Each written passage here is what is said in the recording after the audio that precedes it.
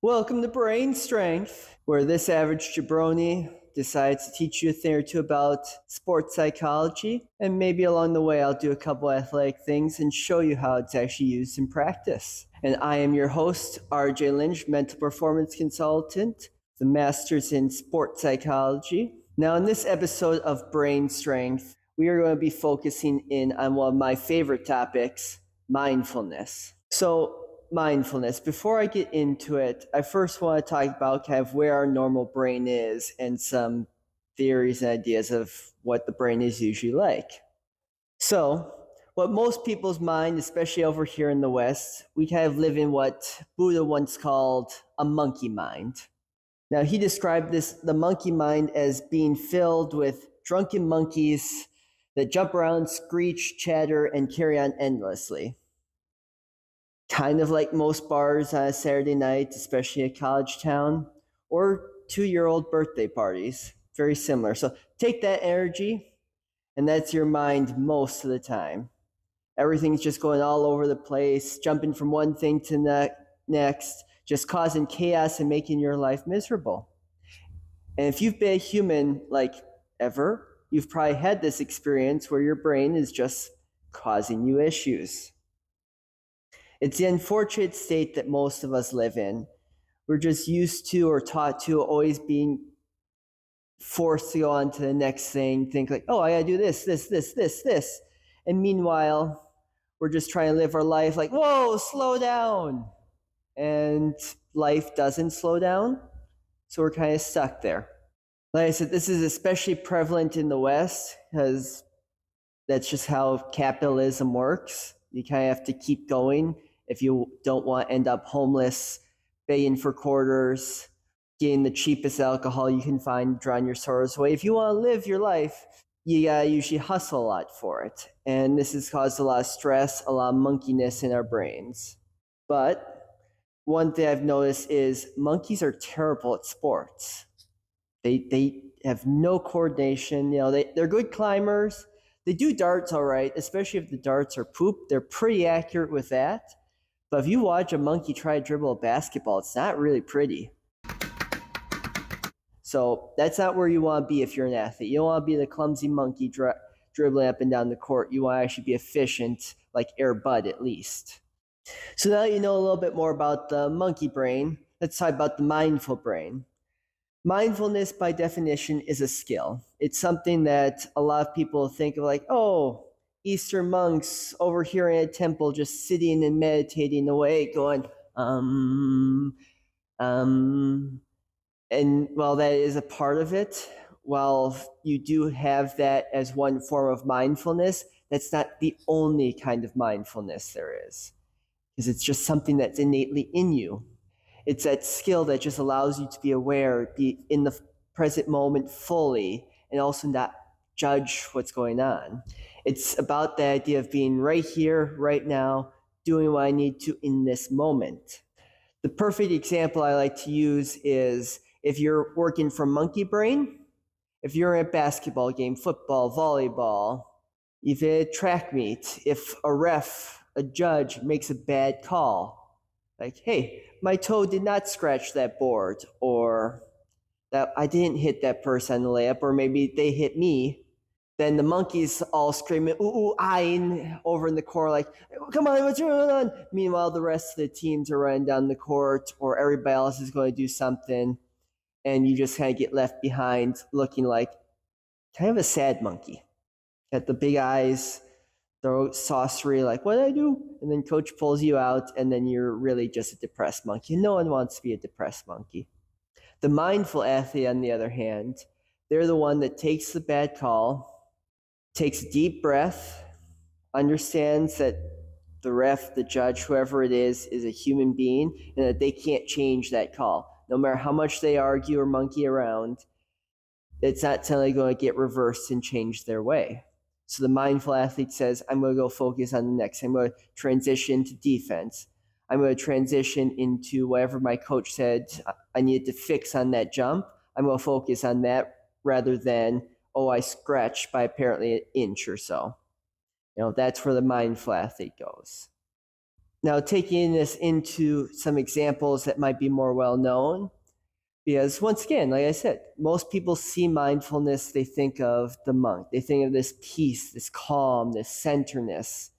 And while that is a part of it, it can be balanced with high competitive athletics or just high competitive life. Let's use Kobe Bryant as an example. He's one of the most famous and most well-known people who actually put mindfulness into their practice. And if anybody ever watched Kobe play, when he was playing, he was competitive. He had drive. But then again, he didn't just sit there and let every bad thing get to him. He just kind of let things ebb and flow. When he was sitting on the bench, he was locked in. He was focused. He knew that worrying about what happened in that first quarter, the first 5 shots he missed, did not determine how many he was going to make in the second quarter. He just locked in, get there. For other people who maybe not, the Kobe Bryant example doesn't fit, especially if you're a nerd, you might like this. I like to relate mindfulness, especially athletics, to the idea of being a Jedi. If you watch Star Wars, you've had some kind of connection to Jedi, and you have this idea of like these peacekeepers, these calm people that all of a sudden could turn a switch and could slice stormtroopers and battle droids in half, and then could go back to being this calm, kind of collected, thinking on to the next thing. That's the same idea for a mindful athlete.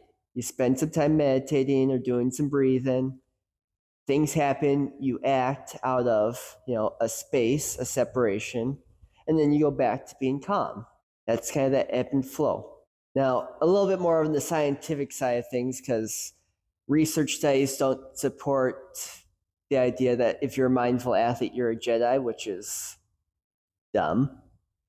But the more scientific side of things will relate mindfulness to 3 core principles. The first being awareness. Awareness is the ability to recognize what's going on, whether it's in your head or out there, and then just kind of notice what's going on. Then once you notice, you go on to principle number 2, you're non-judgmental. There is no good or bad call, there are just calls. There's no good or bad play, there's just plays. You don't worry about what it is, try to label it as this or that, you just are non-judgmental about it, and then you accept it. You know that you can't change things. You can't go back, rewind 10 seconds on the clock and do it again. Unless there's a penalty in football that calls you back and the play's erased completely, there's no other time where you just get to redo a down, redo a play. You always have to kind of move on. And even in that example, you can't redo the throw you just made or the catch, the run. You just have to go on to what's now. Just have to accept that the past has been there and the future still to be written. So why might you want to be a mindful athlete? Well, there's a couple benefits, and this list I put out there is nowhere near comprehensive. And I'm also going to try to relate this to those competencies that I talked about a few videos back if you watched that one. If not, check it out. What are the benefits? The big one is enhanced focus and concentration. If you're able to sit there and just focus on your breath for 10 minutes without your mind going this way, that way, when you get into a situation that you care about, that you like doing, you're more willing to just focus on that. Those basketball drills, those warm-up exercises, those things that you might not like, you're able to focus for 10 minutes while breathing. You're probably going to be a lot easier to focus on the 10 minutes during the warm-up or during the drills. Next up, you're going to reduce stress. You're going to learn how to do some of that stress management, find a little bit of that emotional regulation inside of you. One of the beauties of the breath of the body is if you breathe slowly, it calms down the nervous system, it calms things down, that crazy mind, that drunky monkey that's swinging around out up here gets calmed down, gets lulled to sleep. If you speed up your breath, breathe out fast, it picks things up if you need to be intense. If you gotta go lay that hit down, lay the smack down, you're gonna be able to get that as well. So by mastering the breath, by mastering just where you're at in that moment, you're just going to reduce some of the stress that then correlates to less worry on the game. If you have less worry going into a game or a competition, you're probably going to have less worry in it. And then if you do get some while you're in it, well, if you could control it back there, it's a lot easier now as well. Next up, heightened performance. So by breathing, by being focused, by being calm, lacking stress, or at least not overly stressed, by doing all those things, you're just generally going to be more confident. You're going to have more self-awareness. If you go through and do some of the mindful movements that I may talk about or rehearse with you, then you're going to be able to notice yourself moving in space. If you do yoga, which is a mindfulness practice at times, then you're just more aware of what your body's doing. So when you get back to needing to do it in your sport, like, oh yeah, I know how my leg moves in space. I kind of felt off during that jump. I'm aware. I recognize I've put in the work. Next up is just some enhanced team dynamics. This one tends to be less obvious and not as often talked about. But if you're not super stressed, you're not stressing out your team. And if you can model being not stressed, especially if you're the star player or so, your team's going to follow that. And if people are less stressed, you're less likely to yell at each other, cause issues on the team. There tends to be a lot more that gets done. You're able to lead from a place of centerness instead of the dancing monkey. I mean, we've all had those leaders or seen that classic team captain that really shouldn't be a team captain, that when they say things, everything's just kind of wrong, or they talk and you're kind of like, man, that's not what we were talking about. They're just kind of saying things that come to their brain. Whereas the mindful person listens a little bit more, they pay attention, they reflect, and they absorb things a lot easier. All that stuff goes into just a little bit of mindfulness practice. All that sounds cool. That sounds great, right? Now comes the next part. How do we use this? What do I actually do? What can I do when I'm on the court, in a weight room? What can I do to be more mindful? One of the first things I always go to is pre-workout breathing, pre-competition breathing. You're sitting in the locker room there instead of scrolling through your phone, waiting for practice to start, comparing sizes of things in the locker room. Sit there for a second, just kind of by yourself, trap your head, take a deep breath in and out. Just letting yourself calm down, letting yourself arrive at practice. The more that you arrive, the more that you do those things, it just becomes easier. Another one that a lot of people already start doing but don't realize is mindfulness is taking breaths during the national anthem.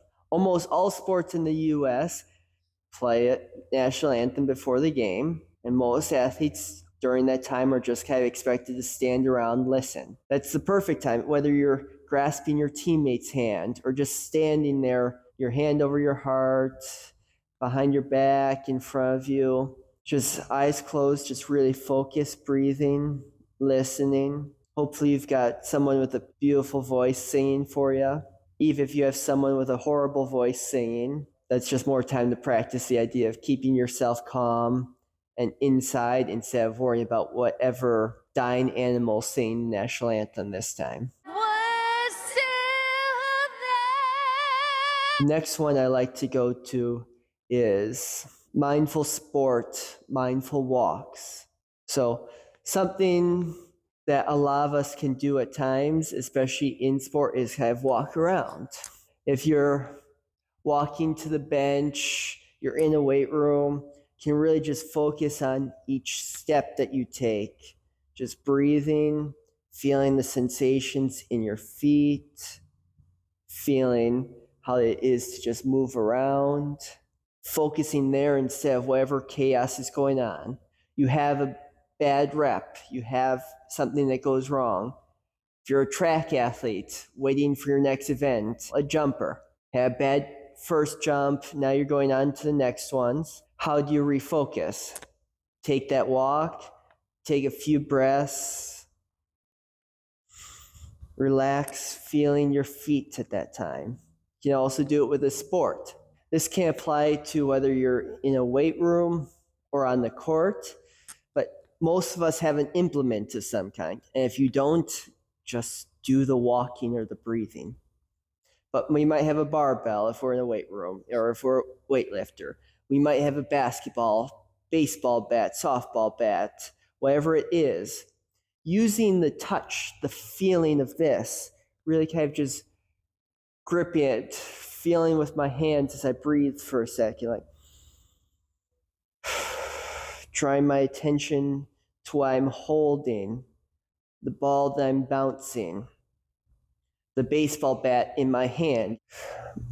Take a breath, look at it, whatever it might be, focusing there with our breath, with our mind. Can we just concentrate on that for 30 seconds, for a minute, instead of whatever had happened in the past? The next thing we can do is practice some mindful hydration.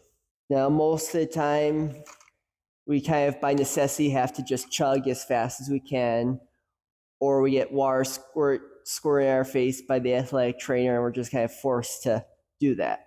However, if you take your water bottle and are able to not just chug it, but take a second, hold it,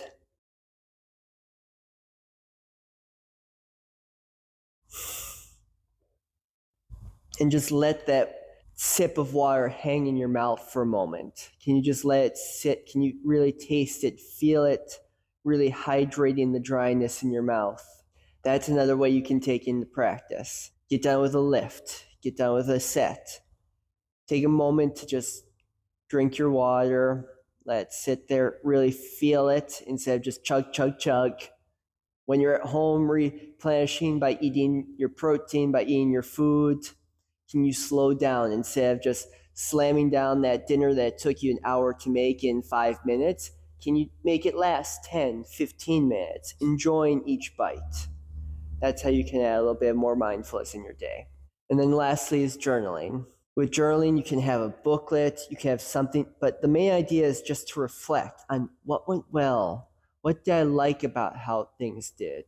Can I recall how I was feeling, what emotions were going through me? Just so I can become more aware and adjust next time I have a competition.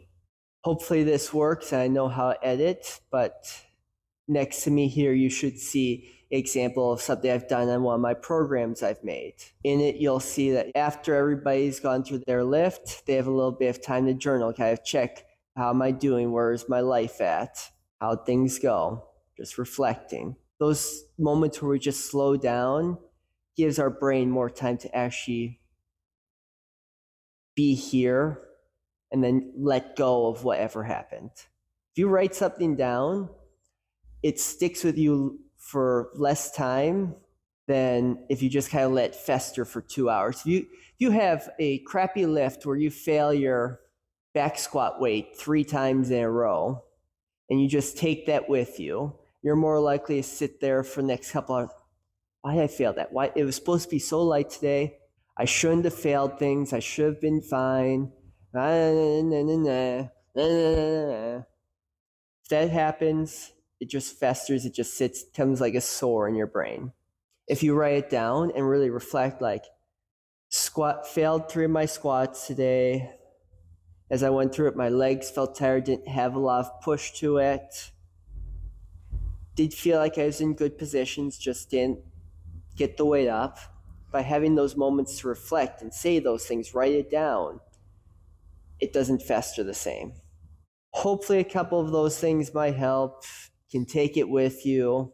Do it with your cleans, your squats, your presses, your basketball, whatever you might be doing.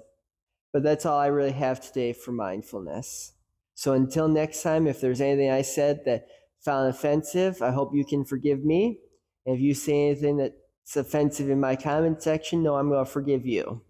So until next time, brain strength out.